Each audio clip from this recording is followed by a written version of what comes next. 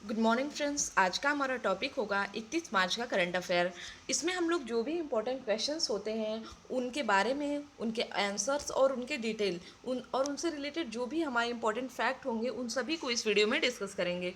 तो शुरू करने से पहले मैं चाहूँगी कि अगर आपने चैनल को सब्सक्राइब नहीं किया है तो चैनल को सब्सक्राइब कर लें और बेल आइकन पर ज़रूर प्रेस करें। इसके अलावा आज तक अभी आप लोगों ने पीडीएफ के इस पर काफ़ी डिमांड आई थी और अब आपको मैंने बोल दिया है कि पीडीएफ आप वेबसाइट से डाउनलोड कर सकते हैं। तो अगर आपको इसमें किसी भी तरह की कोई प्रॉब्लम आती है या कोई भी मॉडिफिकेशन आप चाहते हैं तो आप हमें कमेंट बॉक्स में ज़रूर बताएं। और मैं बार बार आपसे बोल रही हूँ कि पीडीएफ आप डाउनलोड कर ले, जिससे क्या हो आपको रिवाइज करने में ईजी हो। ठीक, तो अगर आपकी कोई क्वेरी हो तो हमें कमेंट बॉक्स में ज़रूर बताएं और आपको कैसा एक्सपीरियंस है, पीडीएफ आपको सही मिल रहा है या नहीं मिल रहा है, हमें ज़रूर बताएं। ठीक, आइए शुरू करते हैं टॉपिक को। शुरू करने से पहले मैं आपको बता दूं कि आप हमारे यूट्यूब चैनल को इन सभी विषयों के लिए सब्सक्राइब कर सकते हैं और प्लेलिस्ट में फ्री वीडियो क्लासेस देख सकते हैं। इसके अलावा आप डेली प्रैक्टिस सेट को ज्वाइन करके आराम से देख सकते हैं सभी वीडियोस को। तो आइए शुरू करते हैं क्वेश्चन को। पहला क्वेश्चन है हमारा, हाल ही में किस संस्था ने साल 2018 को चौथा सबसे गर्म साल बताया है? तो साल 2018 यूनाइटेड नेशंस की एक संस्था है, विश्व मौसम विज्ञान संगठन। इसने कहा कि 2018 का जो साल है यह चौथा सबसे गर्म साल है। मतलब जाहिर सी बात है, कोई भी चीज़ अगर हमारी पृथ्वी गर्म हो रही तो रीज़न क्या है कि कार्बन डाइऑक्साइड के उत्सर्जन में वृद्धि हो रही है। मानव जनित जो कार्बन डाइऑक्साइड है वह उत्सर्जन में उसकी वृद्धि हो रही है। फलस्वरूप क्या, जो हमारा स्थल की बात करें या समुद्र, हर जगह के टेम्परेचर में वृद्धि पाई जा रही है। ठीक, तो ज़रूरत है इसको कम करने की। अभी आपको बताया था मैंने कि 23 मार्च को विश्व मौसम विज्ञान दिवस भी मनाया जाता है। यहाँ मैंने डिटेल में मेंशन कर दिया है। तो देखिए, अगर आप पीडीएफ डाउनलोड कर सकते हैं तो आपको अलग अलग जितने भी डिटेल्स हैं ये सभी भी आपको मिल जाएंगे और आपको एक से कुछ नहीं तो 8 से 10 क्वेश्चन आप स्टैटिक जीके के भी कवर करते चलेंगे। ठीक है, अब हुआ क्या है कि जो टेम्परेचर है 2018 का उसमें 1 डिग्री सेल्सियस की वृद्धि पाई गई है। अब अगर हम लोग बात करें कि विश्व मौसम विज्ञान संगठन की स्थापना कब हुई, तो मैंने आपको बताया था कल या परसों के वीडियो में कि 23 मार्च 1950 को इसकी स्थापना हुई। 191 सदस्य इसके देश हैं। ठीक, इसका मुख्यालय कहाँ है? तो इसका मुख्यालय है जेनेवा में। याद रखिएगा, वर्ल्ड मेट्रोलॉजिकल डे। ठीक है, अगला क्वेश्चन है हमारा, हाल ही में 3 देशों की यात्रा के दूसरे चरण में राष्ट्रपति किस देश की यात्रा पर गए? दूसरे चरण से इसका मतलब क्या है? अभी मैंने आपको 2 दिन पहले बताया था कि राष्ट्रपति 3 देशों की यात्रा में पहले चरण में कहाँ पे गए हैं? क्रोएशिया में। क्रोएशिया एक यूरोपियन देश था और मैंने आपको पढ़ाया था कि वहाँ पे उनको एक अवार्ड भी दिया गया है। अगर आप याद डेली करंट अफेयर पढ़ते हैं तो आई थिंक आपको याद होगा।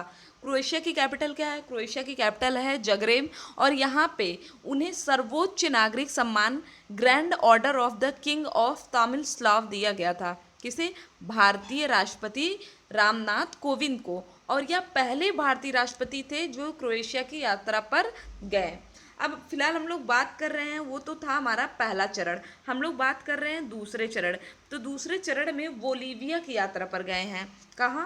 बोलीविया की यात्रा पर गए हैं कौन? हमारे राष्ट्रपति रामनाथ कोविंद। अगर आप मैप में देखें तो बोलीविया कहाँ पड़ता है? बोलीविया हमारा पड़ रहा है साउथ अमेरिका में। बोलीविया कहाँ पड़ता है? साउथ अमेरिका में पड़ता है बोलीविया। इसकी 2 राजधानी है। संवैधानिक राजधानी इसकी कहाँ है? सुक्रे। और प्रशासनिक राजधानी कहाँ है? लापाज। मोस्ट इंपॉर्टेंट क्वेश्चन, याद रखिएगा।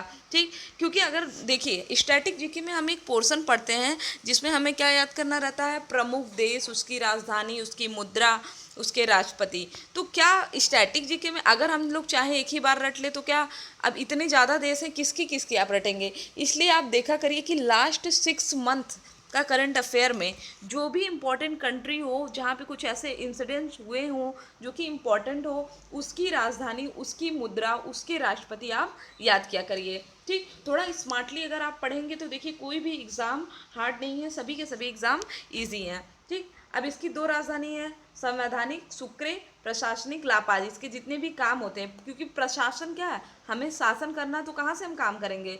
प्रशासनिक राजधानी से ना। तो सारे कामकाज कहाँ से होंगे? लापाज से होते हैं। यहाँ के राष्ट्रपति कौन है? यहाँ के राष्ट्रपति हैं ईवो मोरल्स। कौन है? ईवो मोरल्स इसके राष्ट्रपति हैं। और इस जो देश की यात्रा बोल्विया की यात्रा पर बोल्विया और भारत के बीच कुल 8 समझौतों पर हस्ताक्षर हुआ है। अलग अलग आईटी सेक्टर है, स्वास्थ्य है, इन सभी सेक्टर पे।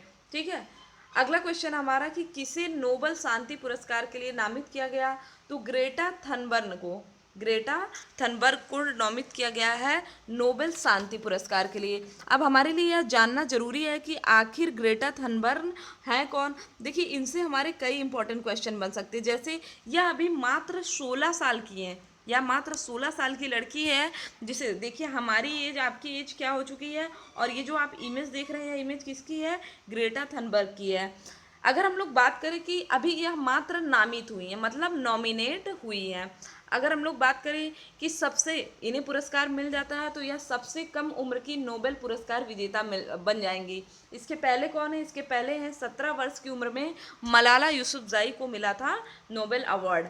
अब इन्हें क्यों दिया जा रहा है, मतलब क्यों इन्हें नामित किया गया है, इन्होंने बचपन में मात्र 16 साल की उम्र में इन्होंने जलवायु परिवर्तन के प्रभाव को रोकने के लिए आवाज उठाया।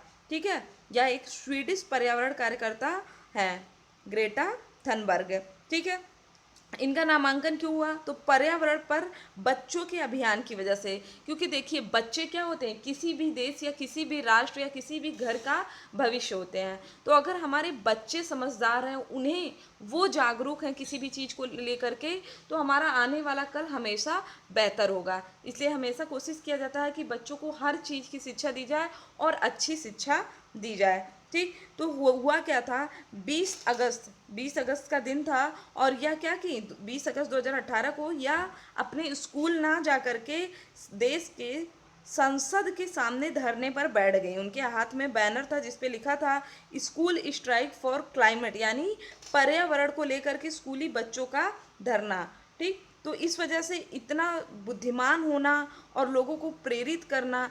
आपको पता है, जो एक पेरिस एग्रीमेंट हुआ था, जब भी हम लोग जलवायु परिवर्तन की बात करते हैं तो किसकी बात आती है, पेरिस एग्रीमेंट की। इसमें जिन जिन चीज़ों को अपनाया गया था, अगर आप लोग देखते होंगे हमारा एनसीईआरटी जो बुक आती है, तो उसमें बहुत अच्छे से चीज़ों को समझाया जाता है।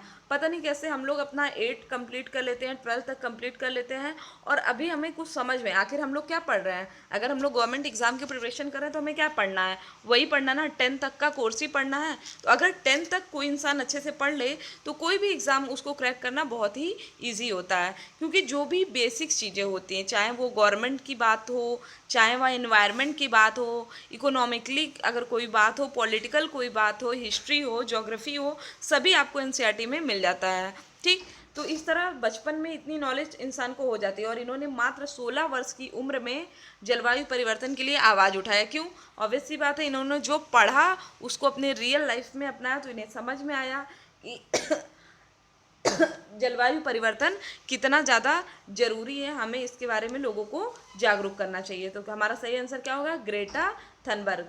इसके अलावा अगर आप लोग नोबेल अवार्ड का वीडियो देखना चाहते हैं तो हमारे प्लेलिस्ट में जाइए, या फिर सर्च करिए नोबेल अवार्ड एग्ज़ाम ट्रेंड्स, आपको मिल जाएगा। नोबेल अवार्ड पढ़ लीजिए। बाकी जो भी साइंस का है, चिकित्सा का है, ये सभी नोबेल अवार्ड्स डिस्ट्रीब्यूट हो चुके हैं।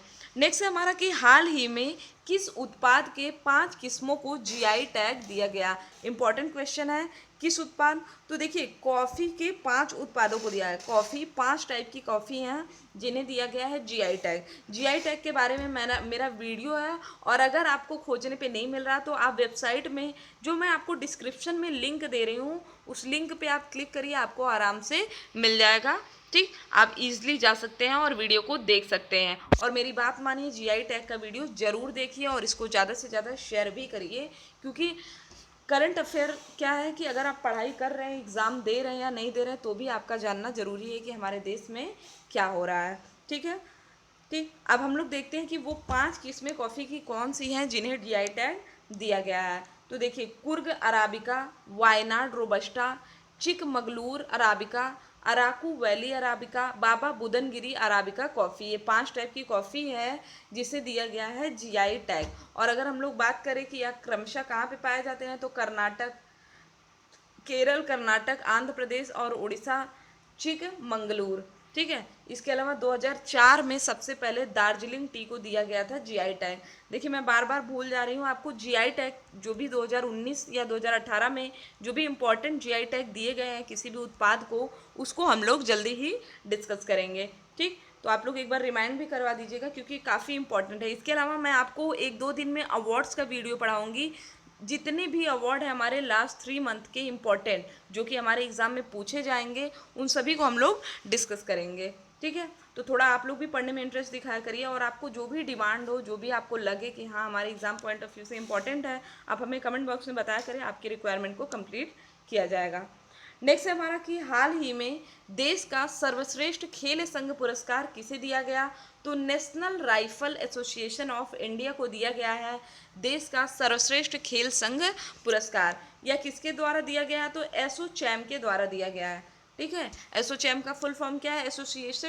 Associated chamber of commerce and industry of India.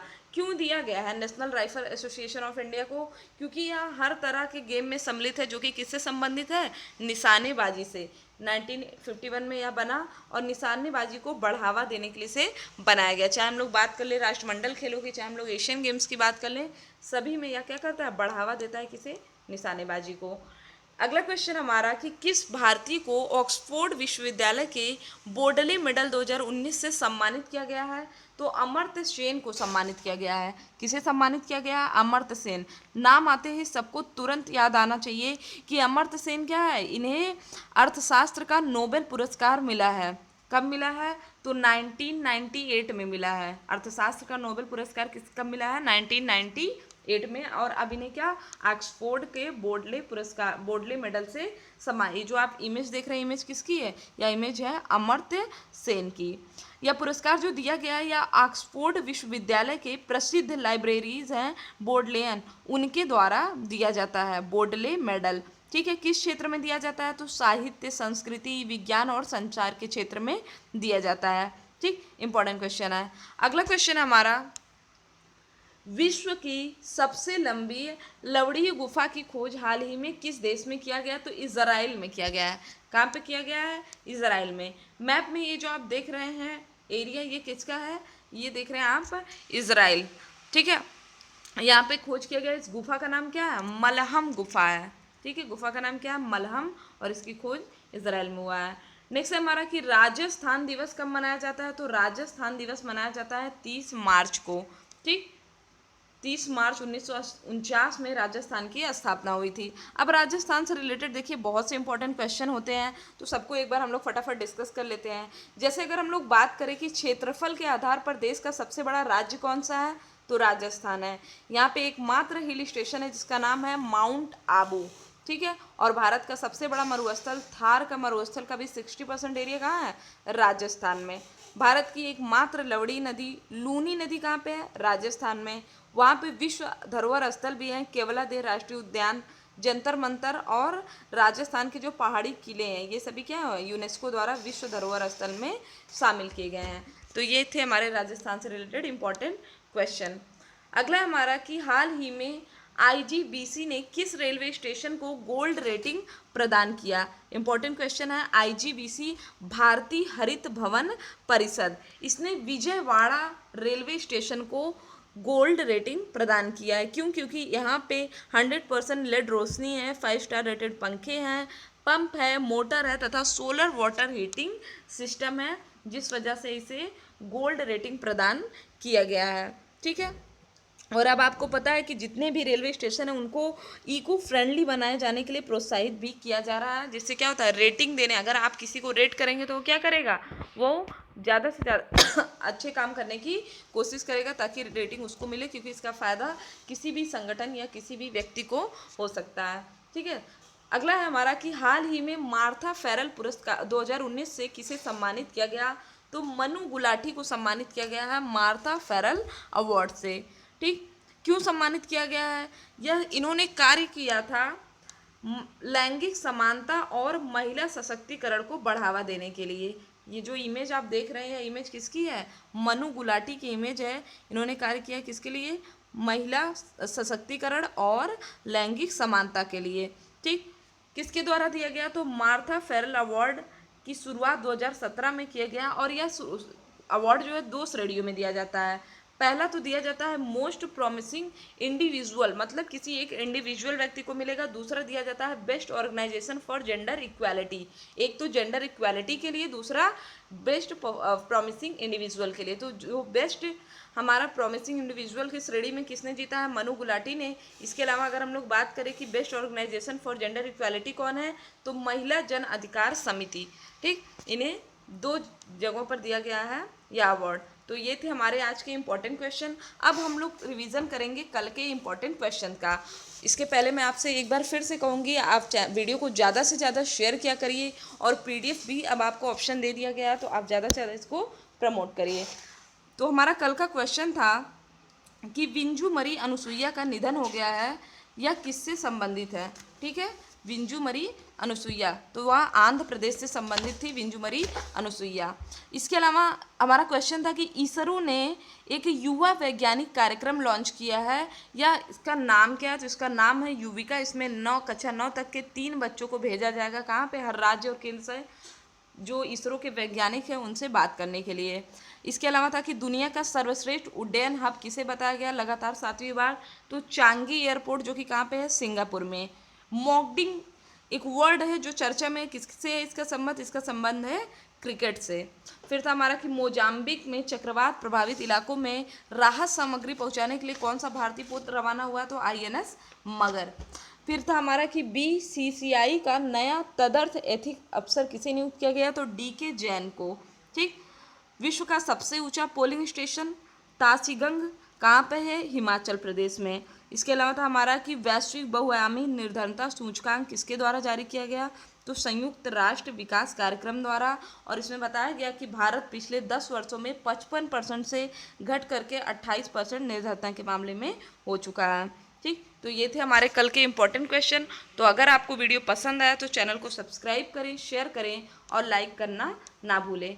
इसके अलावा आप PDF को डाउनलोड करें और PDF को ज़्यादा से ज़्यादा शेयर करें और डेली का डेली रिवीजन करते रहें। तो आज के लिए बस इतना ही। Thank you friends, thank you so much.